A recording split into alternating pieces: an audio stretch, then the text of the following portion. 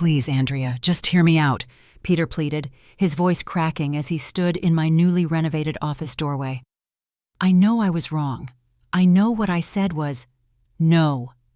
I didn't look up from my computer screen, where my company's quarterly reports showed numbers that would have made his jaw drop. You had your chance to hear me out for 12 years. His face twisted into something I'd never seen before, desperation mixed with genuine fear. But without me, you're thriving, I finished, finally meeting his eyes. The word you're looking for is thriving. Before we embark on this incredible journey together, I have a small, heartfelt request. Please subscribe to my channel, give this video a like. It costs you nothing but means the world to me. And let me know in the comments which beautiful corner of the world you're watching from. Your support truly makes a difference. My name is Andrea Martinez. I'm 52 years old, and for most of my adult life, I believed I was exactly what my ex-husband told me I was. Nothing without him. It took me 48 years to discover he was wrong. But let me start from the beginning, because this story isn't just about revenge. It's about something far more powerful. It's about the moment when you stop accepting someone else's definition of your worth and start writing your own. The marriage began to crumble on a Tuesday morning in March 2023, though I didn't realize it at the time. I was sitting at our kitchen table in our modest Sacramento home, carefully reviewing the household budget while Peter read the newspaper. We'd been married for 12 years, and I'd grown accustomed to the routine of managing every detail of our life while he focused on his career as a mid-level insurance adjuster. We're spending too much on groceries again, I said, highlighting the numbers with my yellow marker, the same one I'd been using for years to track our expenses. Peter lowered his paper with that look I'd grown to recognize, the one that made me feel like a child being scolded. Andrea, honey, maybe if you actually planned meals instead of wandering the aisles buying whatever catches your eye. I bit back my response. I did plan meals. I planned everything. I just hadn't learned yet that planning and being credited for planning were two entirely different things. That evening, something shifted. Maybe it was the way he casually mentioned to his brother on the phone that Andrea doesn't really work. She just does some bookkeeping stuff from home.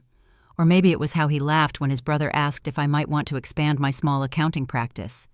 Trust me, she couldn't handle real clients, Peter had said, not knowing I was listening from the hallway.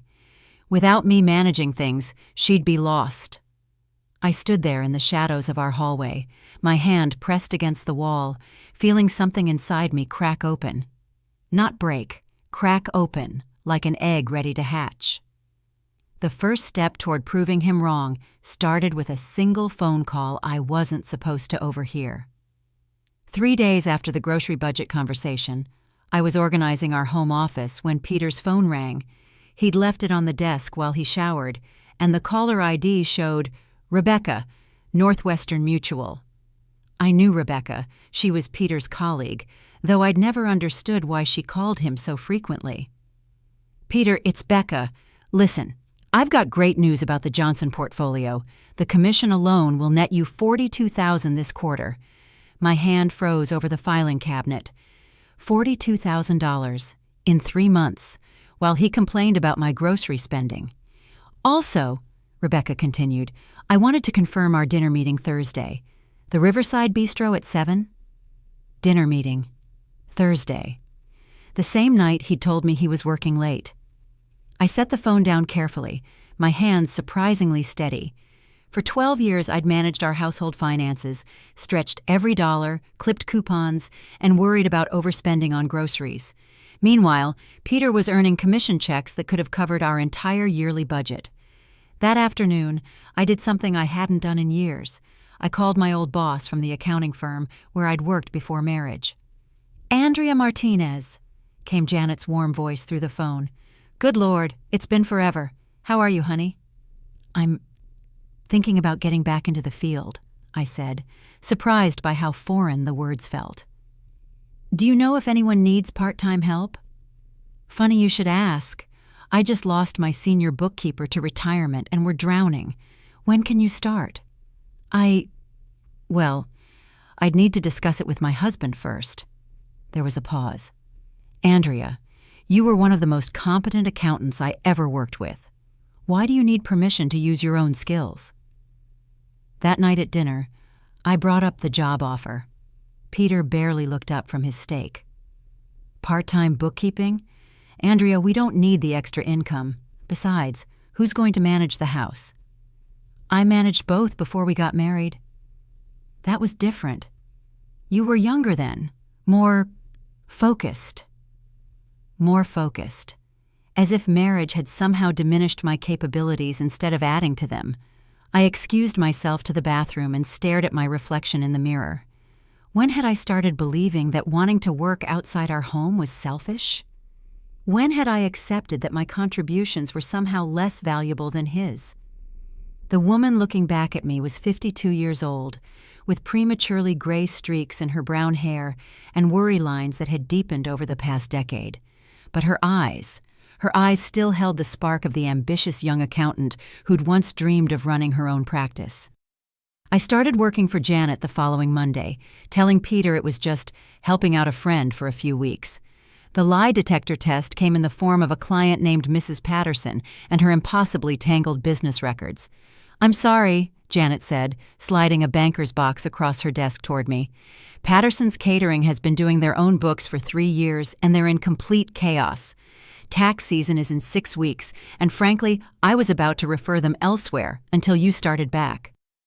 I opened the box to find receipts stuffed in grocery bags, bank statements mixed with catering contracts, and what appeared to be expense tracking done on napkins. It was the kind of mess that would have sent most accountants running. Instead, I felt something I hadn't experienced in years: excitement. I spent the entire first day just sorting and categorizing. Peter called twice to ask when I'd be home to start dinner, but for the first time in our marriage, I let the calls go to voicemail. I was in what I'd forgotten to call the zone, that mental space where numbers told stories and patterns emerged from chaos. By the third day, I discovered that Mrs. Patterson's business wasn't failing. It was actually quite profitable. She'd just been tracking everything wrong, missing deductions worth thousands of dollars. "You found what?" Mrs. Patterson's voice cracked over the phone when I called with my preliminary findings.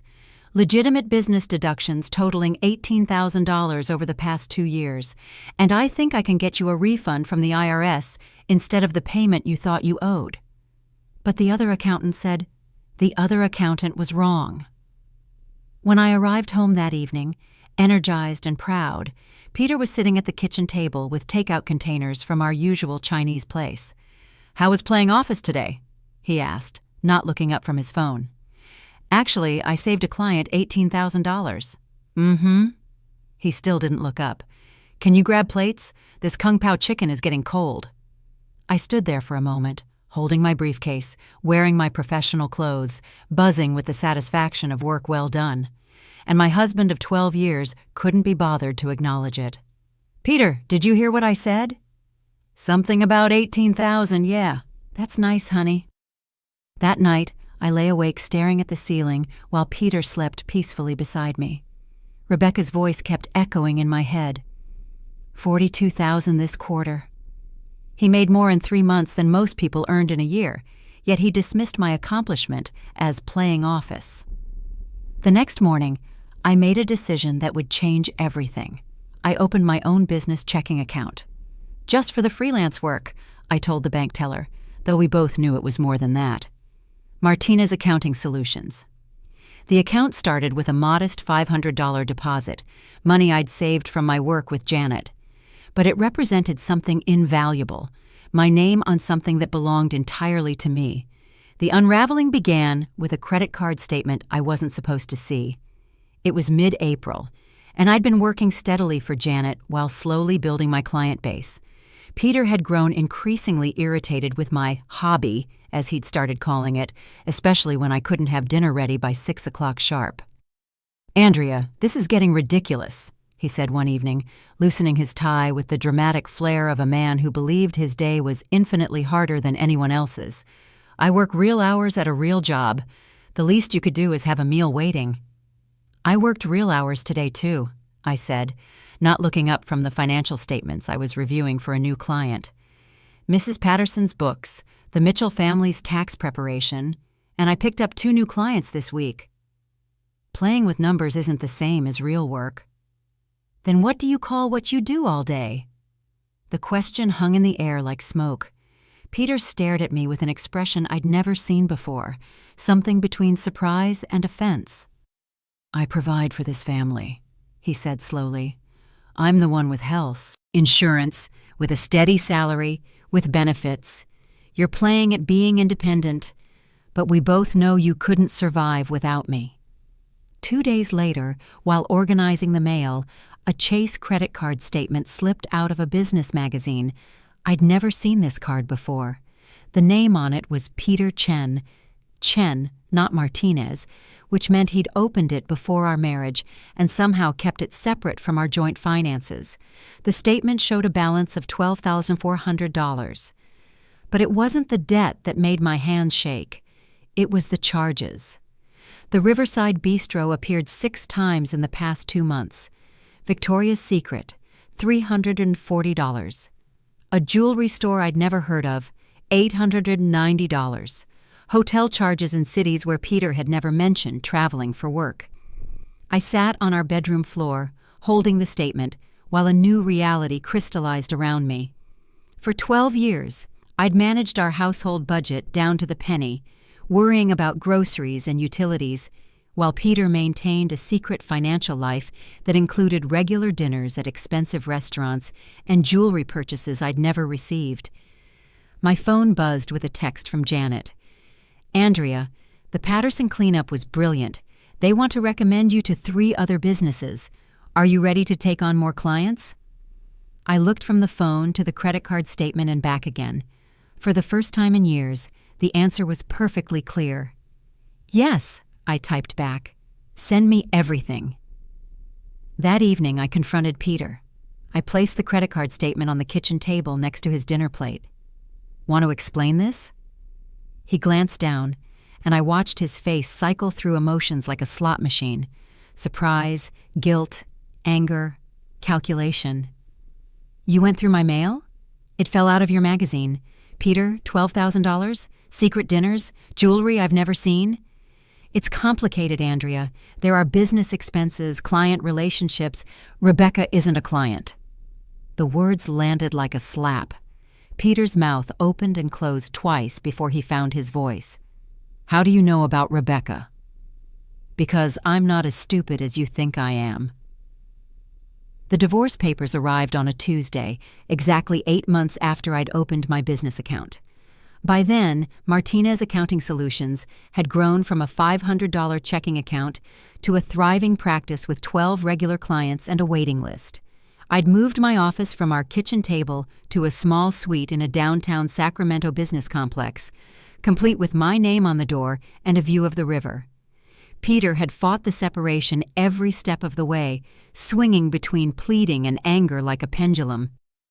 "You're making a huge mistake," he'd said when I moved into my own apartment. "You think you can make it alone, but you're wrong.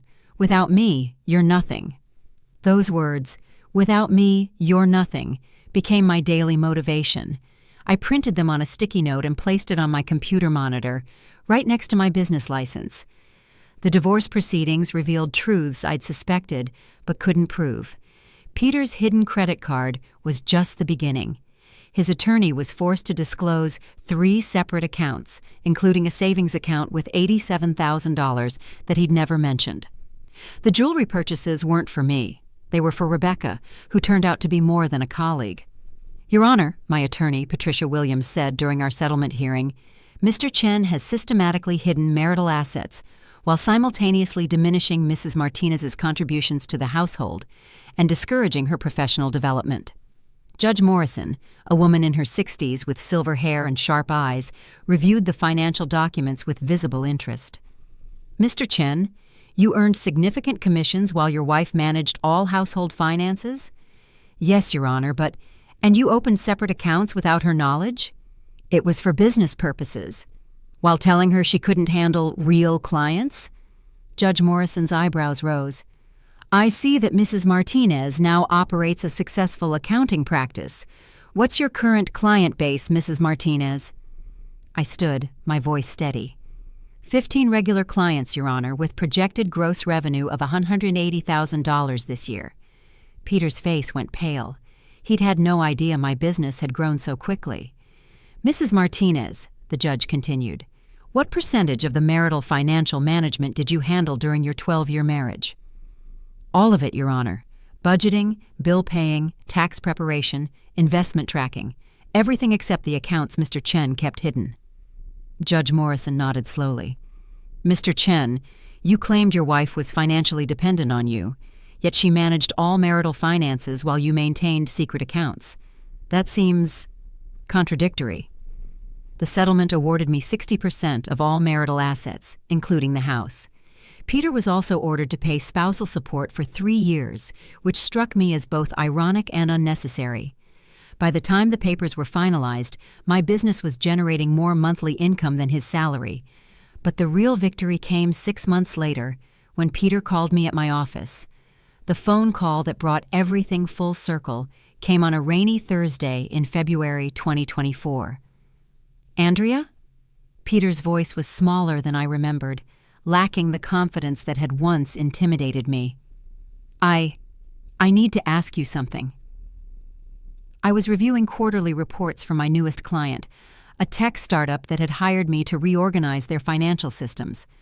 My business had grown beyond what I'd ever imagined. 23 clients, 2 part-time employees, and a reputation that brought referrals faster than I could handle them. What do you need, Peter? I'm in trouble. Financial trouble. Rebecca and things didn't work out, and she took half my savings when she left. Plus, I owe back taxes from some commissions I didn't report properly. I set down my pen and leaned back in my ergonomic office chair, a far cry from the wobbly kitchen chair where I'd once managed our household budget. How much trouble? 40,000, maybe more. The IRS they're not playing around, Andrea. I could lose my license, my job, everything. There was a long pause. Outside my office window, the Sacramento River flowed steadily toward the San Francisco Bay, just as it had for thousands of years, indifferent to human drama. Andrea, are you there? I'm here. What exactly are you asking me? I need help, professional help, with the taxes, the organization, all of it. You always were better with this stuff than me, even when I was too proud to admit it. Another pause. Then, I can pay your regular rates. Peter, my regular rate is $150 an hour. Okay, whatever it takes. I opened my calendar application and scrolled through the weeks ahead. I was booked solid through June, with a waiting list that stretched into August. My newest hire, Jennifer, was handling overflow clients, and we were already discussing the need for additional office space. I can fit you in next Tuesday at 2 o'clock. It's a consultation appointment, 1 hour to review your situation and determine what services you might need. That's it? Just business? That's it. Just business. The following Tuesday, Peter sat across from my desk in the client chair, looking older and smaller than I remembered. His once confident posture had been replaced by the slouch of a man who'd discovered that arrogance was poor protection against consequences. The IRS penalties alone are $18,000, I said, reviewing the documents he'd brought, plus interest, plus the original tax debt. And Peter, some of these deductions you claimed, they're not just wrong, they're fraudulent. Can you fix it? I can file amended returns and negotiate a payment plan. It'll take about 40 hours of work, plus tax attorney consultation, which I'll coordinate. 40 hours at $150. He did the math in his head. $6,000. Plus expenses and attorney fees. Call it $8,000 total. Peter sat quietly for a moment, staring at his hands. Finally, he looked up at me. You know what the worst part is? You tried to tell me years ago that we should be more careful with taxes. I told you to stick to grocery budgets. I didn't respond. There was nothing to say that wouldn't sound like gloating. Andrea, I was wrong. About everything. About you, about your abilities, about what you were capable of. I'm sorry. Thank you, I said simply. Do you want to hire Martinez Accounting Solutions to handle your tax issues? 6 months later, I received a check for $8,247, Peter's final payment for the tax resolution services that had saved his career and his financial future. I deposited the check into the Martinez Accounting Solutions business account, which now held more money than Peter and I had ever saved together during our entire marriage. The irony wasn't lost on me, but it didn't taste as sweet as I'd expected. Revenge, I'd learned, was far less satisfying than simply proving someone wrong through your own success. That evening, I sat in my new home office, a converted bedroom in the 3-bedroom house I'd purchased in a quiet Sacramento neighborhood, and reflected on the 18 months that had transformed my life. The woman who'd once worried about grocery budgets was now advising business owners on 6-figure financial decisions. The woman who'd been told she couldn't handle real clients now had a waiting list and employees. But the most important change wasn't financial. It was the realization that my worth had never been dependent on Peter's approval or anyone else's. I'd simply forgotten that truth somewhere along the way and needed circumstances to remind me. Peter texts occasionally now. Birthday wishes, holiday greetings, updates about mutual friends. He's dating someone new, her named Susan, who, according to our shared acquaintances, doesn't take his nonsense. I hope that's true. I hope he's learned to value someone else's contributions the way he never learned to value mine. As for Rebecca, she moved to Oregon with her half of Peter's savings, and last I heard, was working as a real estate agent. Sometimes I wonder if she ever thinks about the family she helped destroy, but then I remember. She did me a favor. If she hadn't shown me what Peter was capable of hiding, I might have spent the rest of my life believing his version of my limitations. The truth is, we all carry someone's voice in our heads telling us what we can't do, what we're not capable of, what we don't deserve. Sometimes that voice belongs to a parent, a teacher, a friend, or a spouse. But here's what I learned at 52. That voice is always wrong. You are not nothing without anyone. You are not defined by someone else's fears or limitations or need to feel superior. You are not required to make yourself smaller so someone else can feel bigger. The grocery budget conversation that started my awakening seems like a lifetime ago.